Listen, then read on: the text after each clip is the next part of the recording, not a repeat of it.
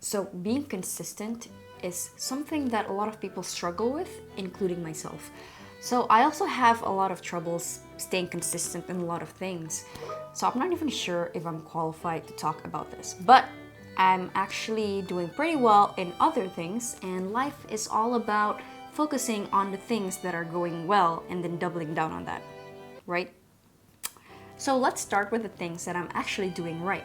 So apart from uploading videos on the internet, which is my full-time job, so I have no other choice than to be consistent, there are two things in my life that I've been doing quite consistently, that I'm quite proud of, that I would like to talk about.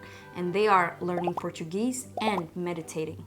So let me give you a little bit of background why I chose learning Portuguese and meditation to talk about in this video. So every January in the beginning of the year, I always set goals for myself. I know I'm one of those people, but it's actually a really good way to be intentional in your life, in your year. And one of my main goals this year is to reach B1 in spoken Portuguese. And one of my other main goals is to reach 400,000 subscribers on my YouTube channel, so don't forget to subscribe and like and also share to your friends if you like my videos. But B1 level in spoken Portuguese, what the heck does that mean, right? So for those of you who aren't familiar with language levels, I suggest you check this grid to know your level. So at a B1 speaking level, I can talk about familiar things like my preferences, simple opinions, and things related to everyday life. Also dealing with situations that arise during travels. At this level, I should also know how to build simple sentences to describe my experiences, past events, dreams, hopes, and ambitions. I should also know how to narrate a story or a plot of a book and describe my reactions to it.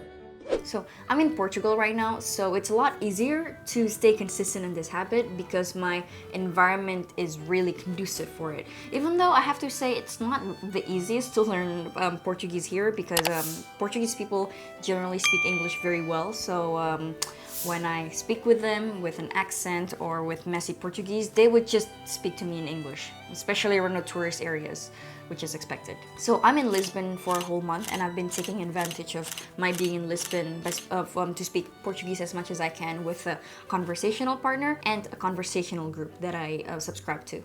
Some of the things when I learn Portuguese that is very important for me is to keep it fun. So in this video right here, I told you that I'm an advocate for fun when it comes to language learning, and one of the reasons why fun is important when it comes to language learning is because it's gonna help you to stay consistent in doing it, because it's going to make you want to keep learning. Also, besides fun, I also try not to push myself too hard, because then if I push myself too hard, if I force myself to take classes even though I don't feel like studying, I don't feel like learning Portuguese at the time, it's going to affect me negatively. It's gonna be counterproductive. So one rule that I do when I learn Portuguese is not to force myself to learn when I don't feel like it. I only learn Portuguese when I'm in a good mood. So that for me is a way to associate learning Portuguese with positive feelings. And meditation. Why did I choose meditation? So earlier this year, I was going through a quite difficult period of my life, just like everybody else. And COVID lockdown in the Netherlands had a lot to do with it. So I was at a stage where my mental health was not ideal, to the point of having to seek professional help. But don't worry about that, that's in the past, and I'm right now feeling better than ever. So thankfully I'm out of that cycle, and hopefully it's gonna stay this way for the rest of my life. I don't know, maybe that would be too much. I'm pretty sure I'm gonna go through some downtimes again, but hopefully for now, I'm feeling pretty good about myself. So making meditation a daily habit was definitely not a major goal that I set for myself in the beginning of the year, but my life took a turn in the beginning of the year, so I had to make my mental health a priority. And one of the things that I was struggling with during my difficult period was controlling my emotions. I had no control over my emotions, and one way to solve that was through meditation. For the past month, I've been consistent on doing 5 to 10 minute meditation, either in the morning after I wake up or at night before I go to sleep. And also meditation was one thing that my psychologist really told me to do. And it hits different when there is a psychologist telling you to do this, because then if you have one or two close friends telling you to do that, it's one thing, you know, it's just advice from your friends. But then when it comes from a professional, that's when, you know, you have to take it seriously. So yeah, the reason why it was easier for me to make it a consistent habit was because I felt the sense of urgency to do it. But now that my life is at a better state, I don't feel the urgency as much anymore, but I still want to make it a daily habit because I find so many benefits to doing it daily. I mean, I'm sure there's a lot of other videos that tells you the benefit of meditation, but this is not going to be it. But I just feel a lot more positive in my life. I feel very good about myself right now, and really meditation helped a lot. So I really wanted to make this a daily habit. Okay, so now that the background is out of the way, let's move on to some tips that you can do to become more consistent in your life. So staying consistent becomes a lot easier when you make it a priority. But what does it mean to make something a priority? To me, it means you always make time for it. To me, it also means putting it over anything else. So it's like saying to yourself, I'm gonna say yes to this, and I'm gonna say no to everything else that is gonna come in its way. If I make learning Portuguese a priority, that means that I'm saying no to learning Dutch and Spanish, which means that my skills in Dutch and Spanish might fall behind, and I'm okay with that because that is a risk that I'm willing to take if I want to make learning Portuguese a priority. And if I make meditation a priority, it means that I'm saying no to other things that I would rather be doing in the morning, like maybe scrolling through my Instagram. Or maybe I would have to do something that is a little different than my daily routine. For instance, installing a reminder after I sleep, or reminder before I go to sleep at night to actually do my 5-minute or 10-minute meditation. So making something a priority means that you make this something more important than anything else that you're gonna be doing.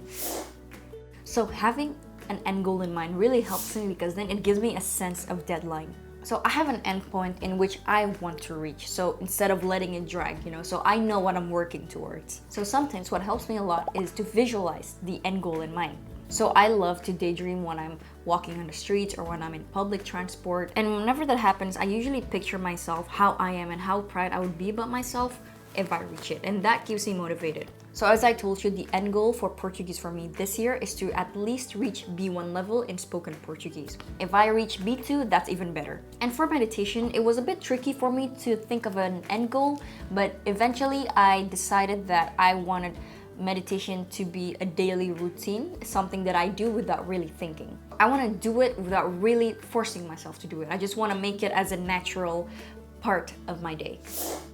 So taking small steps in order to be consistent to reach your goals is something that I wholeheartedly believe in, and I totally preach to everybody around me.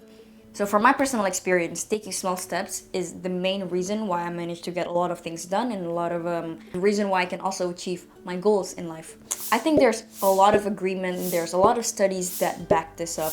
There are days where I just don't start the day by setting small steps or goals to tackle for that day, and those are the days where I don't get anything done because I end up getting overwhelmed and nervous with all of the projects and with all of the tasks that I have to do. But then if I just pick out the most important tasks that I have to do for that day, that's when I feel quite proud of myself. So with language learning, with Portuguese in this case, I go for just a small wins. So if today I could just manage to watch 2 YouTube videos in Portuguese for just today, I would be happy with myself. And maybe the next day I can try to read a Portuguese text and even try to do some writing exercises for just 15 minutes. The week after, maybe I will try to set a more ambitious goal for myself. So that's how it is. With meditation, I go for the minutes. So if this week I can maintain 5-minute meditation for at least 5 days a week, then I will be happy. The week after, I can try to do 7-minute meditation for 6 days in a row. We'll see. So the small step approach is a really powerful method to create a new habit and maintain consistency, because it kind of tricks your brain to think that this task that you're about to do is small enough for you to tackle. So it doesn't really paralyze you thinking that it's too big to handle. Accountability means that you have somebody to hold you accountable for consistency in your life. It means that you have somebody to remind you every day or weekly or monthly to make sure that you are on track for reaching your goals. But this is something that I don't really do for myself, because having an accountability buddy means that I have to search for someone to hold me accountable, and I don't really like that. The struggle of having to ask for favors to someone or having to look for strangers on the internet to be my accountability buddy, that is just a struggle that I don't want to go through. So I would rather rely on myself, hold myself accountable, because that's just a lot easier than having to search for someone else. But if you're somebody who thinks you're probably going to benefit a lot by having accountability buddy, then by all means it's something that you should strive for, because it's very powerful to hold you accountable to maintain consistency in reaching your goals. So that is it for this week's video. I hope you guys enjoy it, and I hope you learned something new, and I will see you in another video. Until then, bye.